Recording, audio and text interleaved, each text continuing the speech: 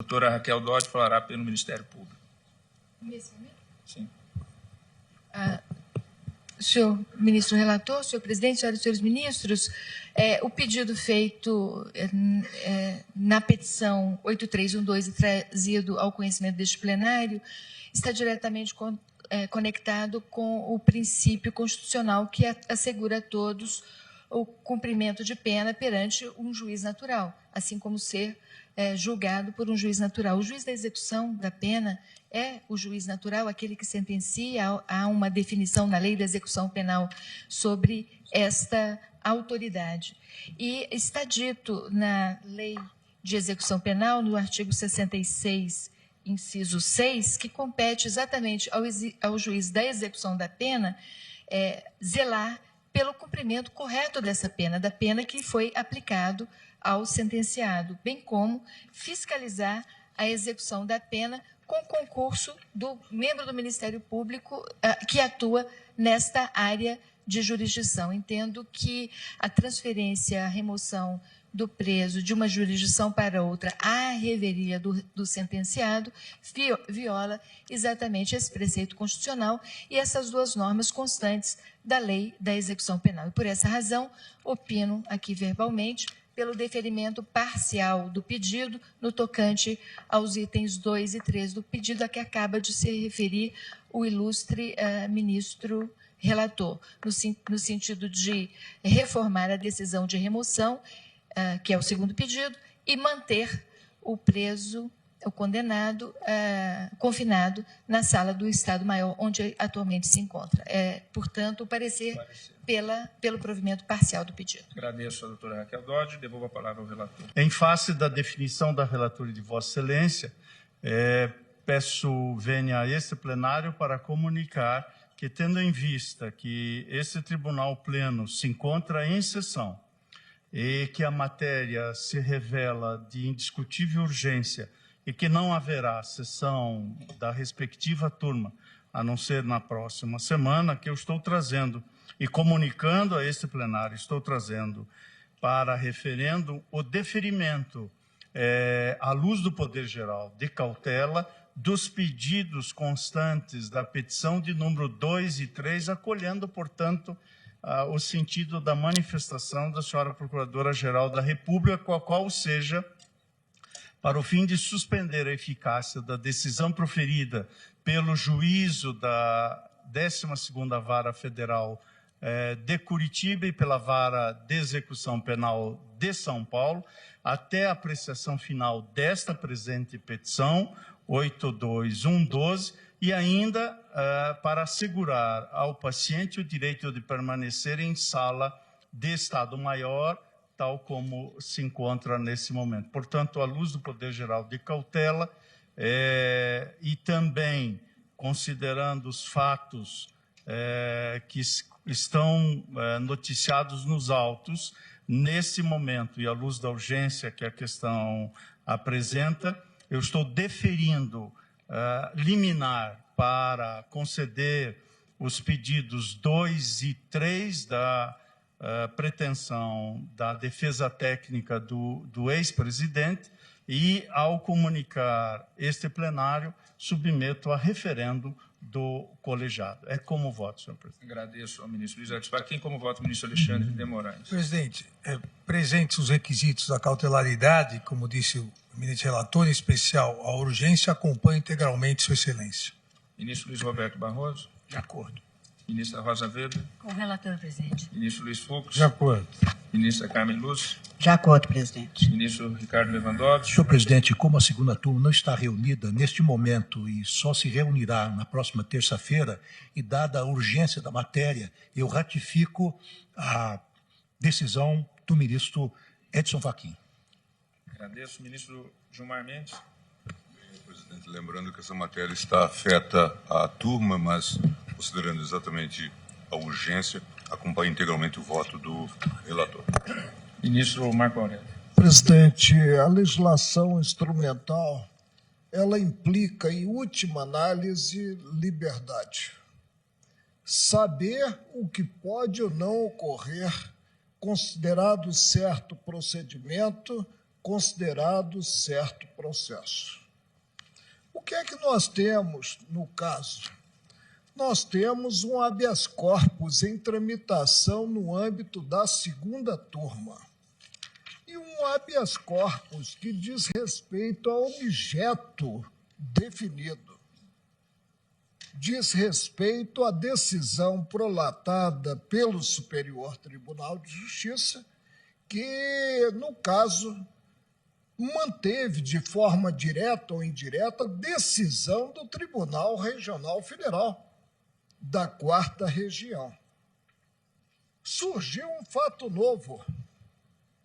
Indaga-se, diante desse fato novo, é possível abandonar-se a organicidade do direito, especialmente do direito instrumental, e queimar-se etapas?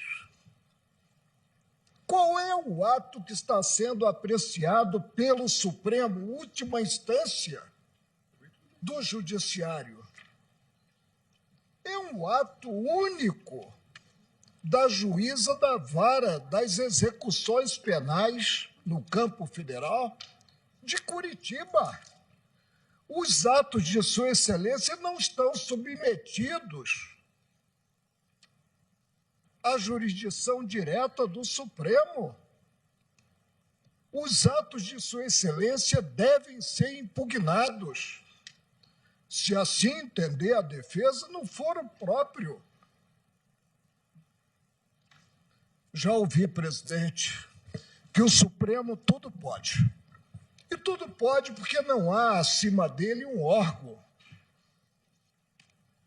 competente para apreciar as respectivas decisões. Mas esse fato, para mim, cobra, ao invés de adotar-se postura extremada, observância restrita ao arcabouço normativo em vigor. Não posso conceber que este tribunal endosse queima de etapas, por melhor que seja o objetivo. E nós aprendemos desde cedo que em direito o meio justifica o fim, não um fim ao meio, sob pena de ter-se a Babel o critério de plantão.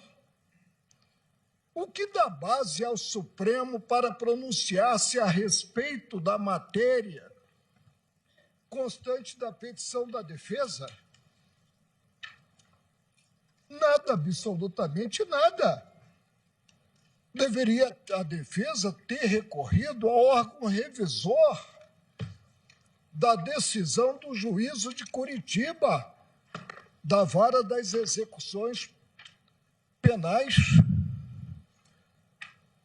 E é interessante, presidente, como ocorre o tratamento diferenciado. No âmbito da primeira turma, se pega qualquer gancho para não se admitir impetração, para não se ferir a matéria de fundo de habeas corpus. E, no entanto, diante desse contexto, diante de uma decisão de primeira instância, acolhe-se pleito de pronunciamento imediato do Supremo, menosprezando-se a organização judiciária, menosprezando-se a existência de um órgão revisor competente para apreciar merecimento de decisões do juízo, de decisões da primeira instância. Supremo não é revisor de decisões, de pronunciamentos, de juízos. Há um descompasso incrível entre o objeto da impetração que começou a ser julgada pela segunda turma e o pleito formalizado, que diz respeito a uma decisão, não sei se foi de ontem ou de hoje, quanto à transferência do réu Luiz Inácio Lula da Silva, transferência, repito, implementada pelo juiz das execuções penais federais de Curitiba para São Paulo.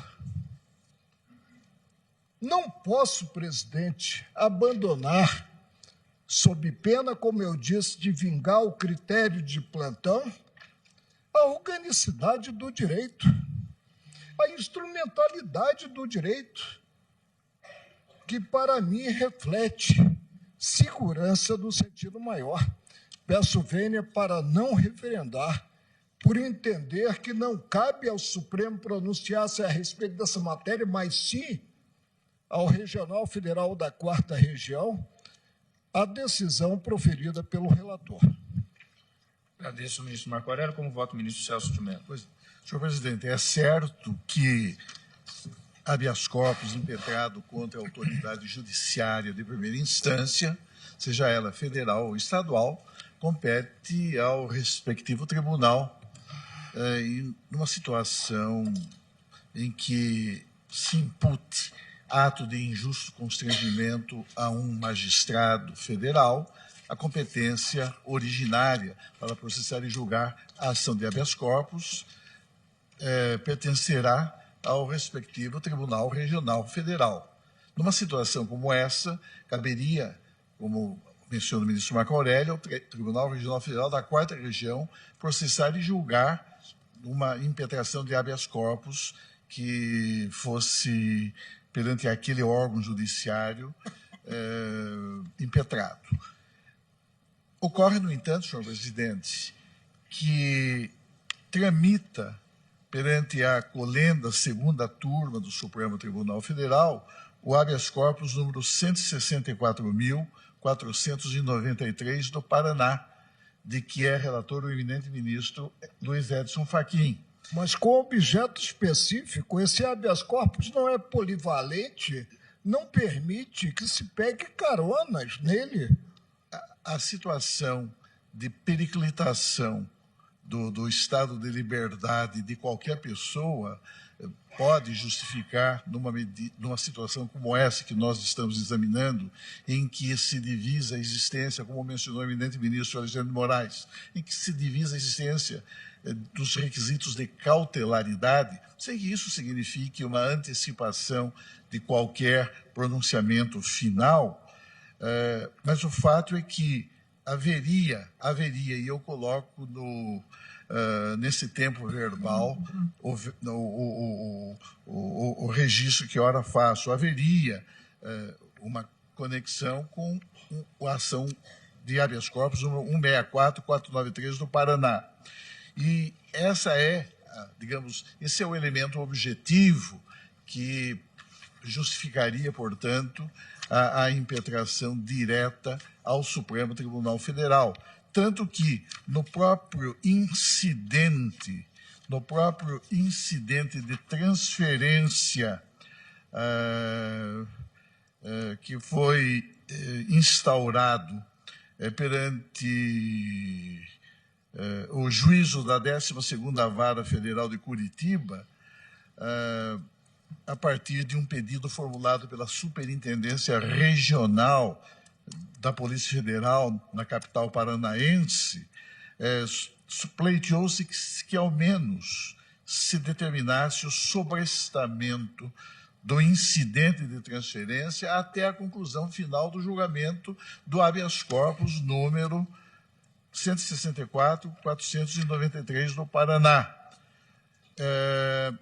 E houve outros pleitos subsidiários, mas, tendo em vista o que mencionou o eminente ministro Luiz Edson Fachin, a mim me parece que uma situação de clara periclitação do status libertatis do paciente e tendo em vista a existência de um processo de habeas corpus que tramita originariamente perante a colenda 2ª turma do Supremo Tribunal Federal, nele já havendo sido proferidos 2 votos e sobrevindo um pedido de vista formulado então pelo eminente ministro Gilmar Mendes, a mim me parece que por uma questão de de cautela, se justifica a medida preconizada pelo eminente ministro Luiz Edson Fachin, com quem, pedindo vênia, eu concordo. Eu também peço vênia ao ministro Marco Aurélio, acompanho o relator e proclamo, então, a decisão na petição 8.312 trazida em mesa, que, por maioria, o tribunal referendou a liminar deferida pelo ministro Luiz Edson Fachin, nos termos do seu voto, vencido o ministro Marco Aurélio. Em relação à ação direta de inconstitucionalidade, que estava apregoada na parte anterior da sessão, de número 3.446, o ministro relator indica que seu voto é um pouco extenso, e então eu vou encerrar a sessão e retomaremos amanhã com o voto na ação direta de inconstitucionalidade 3.446, de relatoria do ministro Gilmar Mendes. Está encerrada a sessão. Qual